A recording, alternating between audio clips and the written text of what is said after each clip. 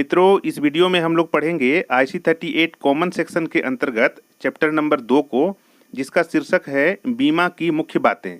इसमें हम लोग महत्वपूर्ण पॉइंट और प्रश्नोत्तर को पढ़ेंगे और उसको अपने शब्दों में समझने की कोशिश करेंगे।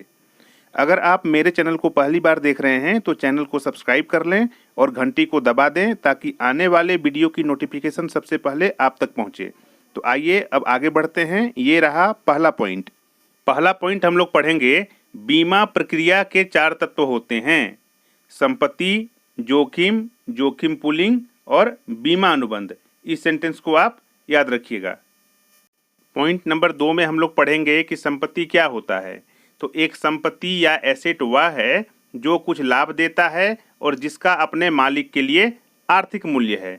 इसका उदाहरण हो जाएगा बिस्किट बनाने वाली मशीन, जो अपने मालिक को लाभ भी देती है और उस मशीन का कीमत भी होता है। इसको आप इस प्रकार से समझिए। तो वही कह रहा है, जो कुछ लाभ देता है और जिसका अपने मालिक के लिए आर्थिक मूल्य है। ठीक है, सेंटेंस स्पष्ट है। पॉइंट नंबर 3 हम लोग पढ़ेंगे, वह गणितीय सिद्धांत जो बीमा को संभव बनाता है जोखिम पूलिंग का सिद्धांत कहलाता है। ये सब पॉइंट याद रखिएगा ताकि इन सब पॉइंट से जुड़ा हुआ अगर कोई प्रश्न आपको दे तो आप आसानी से उसको हल कर सकते हैं। चौथा पॉइंट हम लोग पढ़ेंगे कि खतरा क्या चीज़ होता है। तो इसको पढ़ेंगे हम लोग कि जिस घटना के कारण वास्तव में नुकसान हुआ है उसे खतरा, ब्रैकेट में पेरी लिखे हैं, कहा जाता है। यह नुकसान का कारण है। उदाहरण के लिए आग, भूकंप, बाढ़, आसमानी बिजली, चोरी, हृदय गति का रुक जाना, ये सब खतरा कहलाएगा। ठीक है। पॉइंट नंबर 5 हम लोग पढ़ेंगे कि जोखिम क्या चीज़ होता है। तो इसको हम लोग पढ़ेंगे, जोखिम का मतलब वह संभावित नुकसान या क्षति है जो किसी घटना होने के कारण हो सकता है। उदाहरण के लिए आग लगने के कारण मकान का जल जाना, जिससे आर्थिक नुकसान का होना। ठीक है, सेंटेंस को अच्छी तरह से समझ लीजिएगा। पॉइंट नंबर 6 हम लोग पढ़ेंगे, भौतिक खतरा वह भौतिक परिस्थिति जो नुकसान की संभावना को बढ़ा देती है। उदाहरण के लिए किसी मकान में दोषपूर्ण वायरिंग, अगर किसी मकान में गलत तरीके से बिजली का वायरिंग किया गया हो तो नुकसान होने की संभावना बढ़ जाती है। ठीक है। पॉइंट नंबर 7 हम लोग पढ़ेंगे, नैतिक खतरा। नैतिक खतरा का मतलब है किसी व्यक्ति में बेईमानी या चारित्रिक दोष, जिसका अर्थ होता है चरित्र में दोष उत्पन्न होना, जो नुकसान की तीव्रता को प्रभावित करता है, यानी कि नुकसान होने की संभावना को बढ़ा देता है। ठीक है। कोई बेईमान व्यक्ति जालसाजी करके और बीमा की सुविधा का दुरुपयोग करके पैसे कमाने की कोशिश करता है, ये नैतिक खतरे में आता है। नैतिक खतरे का एक अच्छा उदाहरण है किसी कारखाने के लिए बीमा खरीदना और फिर बीमा राशि प्राप्त करने के लिए उसे जला देना, ये नैतिक खतरे में आ जाएगा। पॉइंट नंबर 8 हम लोग पढ़ेंगे, कानूनी खतरा उन मामलों में ज़्यादा प्रचलित है जिसमें हर्जाने देने का दायित्व शामिल होता है। यह तब होता है जब कानूनी व्यवस्था या नियामक परिवेश की कुछ सुविधाएं नुकसान की घटना या तीव्रता को बढ़ा सकती है। अब इस सेंटेंस को हम लोग अपनी भाषा में समझने की कोशिश करेंगे।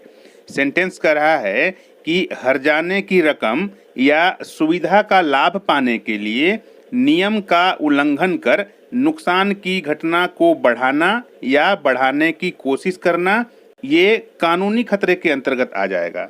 ठीक है, यही सेंटेंस में कहा जा रहा है। पॉइंट नंबर 9 हम लोग पढ़ेंगे, बीमा सिर्फ अप्रत्याशित घटनाओं के कारण होने वाले आर्थिक नुकसानों के विरुद्ध सुरक्षा प्रदान करता है। यह समय के साथ संपत्तियों के इस्तेमाल के कारण होने वाली स्वाभाविक टूट-फूट के मामले में सुरक्षा नहीं देती है। अब इस सेंटेंस को एक उदाहरण दे करके हम आपको समझाने की कोशिश करेंगे। मान लेते हैं कि हमने अपने कार का बीमा कराया है और आने वाले दिनों में उस कार की दुर्घटना हो जाती है जिससे कुछ आर्थिक नुकसान होता है। तो सेंटेंस का कहना है कि बीमा सिर्फ अप्रत्याशित घटनाओं के कारण होने वाले आर्थिक नुकसानों के विरुद्ध सुरक्षा प्रदान करता है, यानी कि दुर्घटना से जो आर्थिक नुकसान हुआ है मेरे कार को, बीमा उसको कवर करेगी।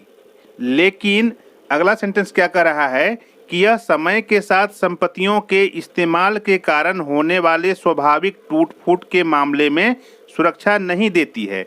यानी कि अगर हम कार का रेगुलर उपयोग करते हैं और उस रेगुलर उपयोग के दरमियान मान लेते हैं कि कार का अगला पहिया टूट गया, तो उससे होने वाले आर्थिक नुकसानों की भरपाई बीमा नहीं करती है। ठीक है, उम्मीद है कि आप इसको समझ गए होंगे। पॉइंट नंबर 10 में हम लोग समझेंगे आपदाकारी नुकसान क्या होता है।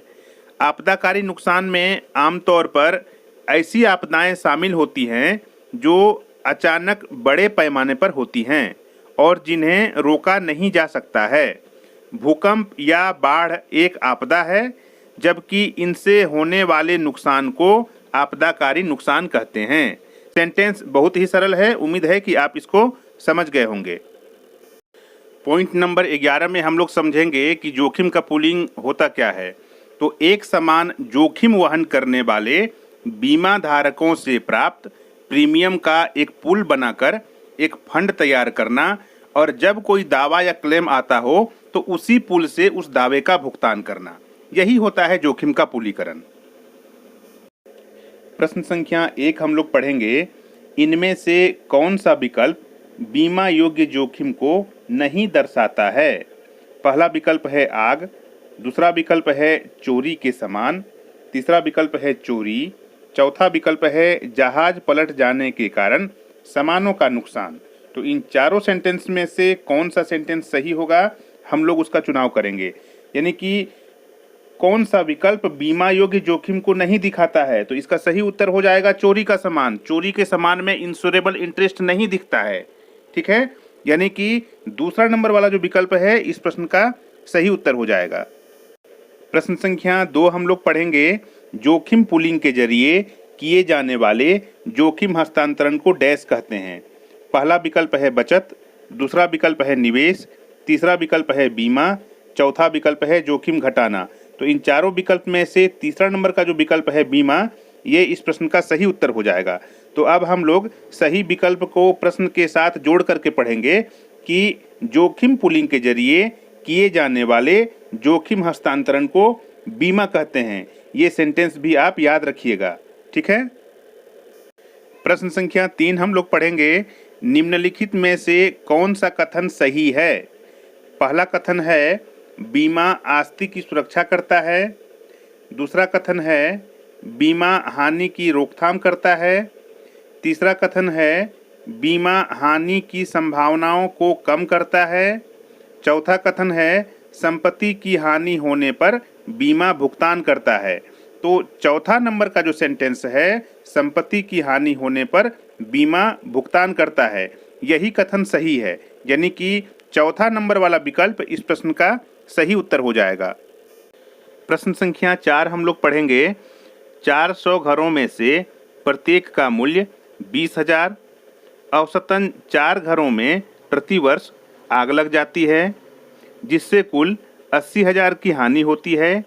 इस हानि की क्षतिपूर्ति के लिए प्रत्येक घर के मालिक को वार्षिक रूप से कितना अंशदान करना होगा।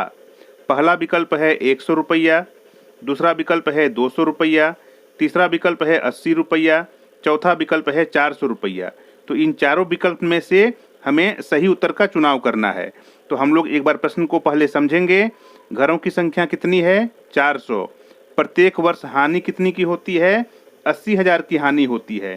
तो 400 घरों को कितने रुपए करके देना होगा ताकि 80,000 की भरपाई हो जाए?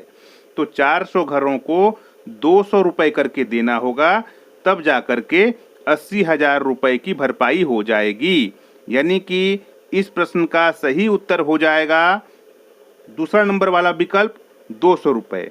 ठीक है, यानी कि दूसरा नंबर वाला विकल्प इस प्रश्न का सही उत्तर होगा। प्रश्न संख्या 5 हम लोग पढ़ेंगे, निम्नलिखित में से कौन सा कथन सही है?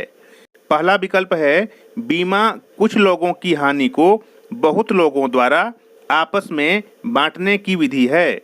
दूसरा विकल्प है बीमा एक व्यक्ति के जोखिम किसी अन्य व्यक्ति के पास स्थानांतरित करने की विधि है। तीसरा विकल्प है बीमा कुछ लोगों की हानि को कुछ लोगों की आपस में बांटने की विधि है। चौथा विकल्प है बीमा कुछ लोगों के लाभ को कई लोगों में अंतरित करने की विधि है। तो इन चारों सेंटेंस में से सही उत्तर क्या होगा, हम लोगों को उसका चुनाव करना है। तो इसका सही उत्तर हो जाएगा बीमा कुछ लोगों की हानि को बहुत लोगों द्वारा आपस में बांटने की विधि है। यानी कि पहला नंबर का विकल्प जो है इस प्रश्न का सही उत्तर हो जाएगा। प्रश्न संख्या 6 हम लोग पढ़ेंगे। बीमाकर्ता जोखिम स्वीकरण से पूर्व संपत्ति के सर्वेक्षण एवं निरीक्षण की व्यवस्था क्यों करते हैं। प्रश्न में कह रहा है कि बीमाकर्ता यानी कि कंपनी जोखिम स्वीकार करने के पहले संपत्ति का सर्वेक्षण एवं निरीक्षण की व्यवस्था क्यों करते हैं। अब हम लोग विकल्प पढ़ेंगे। पहला विकल्प है मूल्यांकन के प्रयोजन हेतु जोखिम आकलन के लिए। दूसरा विकल्प है यह जानने के लिए कि बीमित ने संपत्ति की खरीद कैसे की है। तीसरा विकल्प है यह जानने के लिए कि क्या अन्य बीमाकर्ताओं ने भी संपत्ति का निरीक्षण किया है। चौथा विकल्प है यह जानने के लिए कि क्या पड़ोस की संपत्ति बीमित हो सकती है। तो इस प्रश्न का सही उत्तर हो जाएगा पहला वाला विकल्प मूल्यांकन के प्रयोजन हेतु जोखिम आकलन के लिए। यानी कि मूल्यांकन का प्रयोजन करने के लिए और जोखिम का आकलन करने के लिए। यानी कि पहला वाला विकल्प इस प्रश्न का सही उत्तर हो जाएगा। प्रश्न संख्या 7 हम लोग पढ़ेंगे। निम्नलिखित चारों विकल्प में से किसे संपत्ति नहीं कहा जा सकता है। पहला विकल्प है हवा और सूर्य की रोशनी। दूसरा विकल्प है मानव जीवन। तीसरा विकल्प है कार। चौथा विकल्प है घर। तो इन चारों विकल्प में से सही उत्तर होगा पहला विकल्प हवा और सूरज की रोशनी। क्या कारण है कि हवा और सूरज की रोशनी को संपत्ति नहीं कहा जा सकता है। तो इसका दो मुख्य कारण है कि ये प्रचुर मात्रा में उपलब्ध है, इसकी कोई कमी नहीं है, ठीक है। और दूसरा कारण ये है कि उन पर किसी एक व्यक्ति का मालिकाना हक नहीं है, बल्कि वे सभी के लिए स्वतंत्र रूप से उपलब्ध है। यही कारण है कि हवा और सूरज की रोशनी को संपत्ति नहीं कहा जा सकता है, क्योंकि आर्थिक संदर्भ के लिए किसी संपत्ति को दो अन्य शर्तों को पूरा करना जरूरी होता है। पहला इसकी कमी या अभाव, दूसरा कि किसी के पास उसका अधिकार या मालिकाना हक हो, ठीक है। यही कारण है कि हवा और सूरज की रोशनी संपत्ति के दायरे में नहीं आ सकती है, ठीक है। प्रश्न संख्या 8 हम लोग पढ़ेंगे। निम्नलिखित में से किस विकल्प को जोखिम के अंतर्गत वर्गीकृत नहीं किया जा सकता है। पहला विकल्प है बहुत कम आयु में मर जाना। दूसरा विकल्प है बहुत शीघ्र मर जाना। तीसरा विकल्प है सामान्य टूट फूट। चौथा विकल्प है विकलांगता सहित जीना। तो प्रश्न में पूछ रहा है कि इन चारों विकल्प में से कौन सा विकल्प ऐसा है जिसको जोखिम के अंतर्गत वर्गीकृत नहीं किया जा सकता है। तो इस प्रश्न का सही उत्तर हो जाएगा सामान्य टूट फूट। कहने का तात्पर्य ये है कि हम अगर किसी चीज़ का उपयोग करते हैं और उपयोग के दरमियान वो टूट फूट जाता है तो वो जोखिम के अंतर्गत नहीं आएगा, ठीक है। यानी कि तीसरा नंबर का जो विकल्प है इस प्रश्न का सही उत्तर हो जाएगा।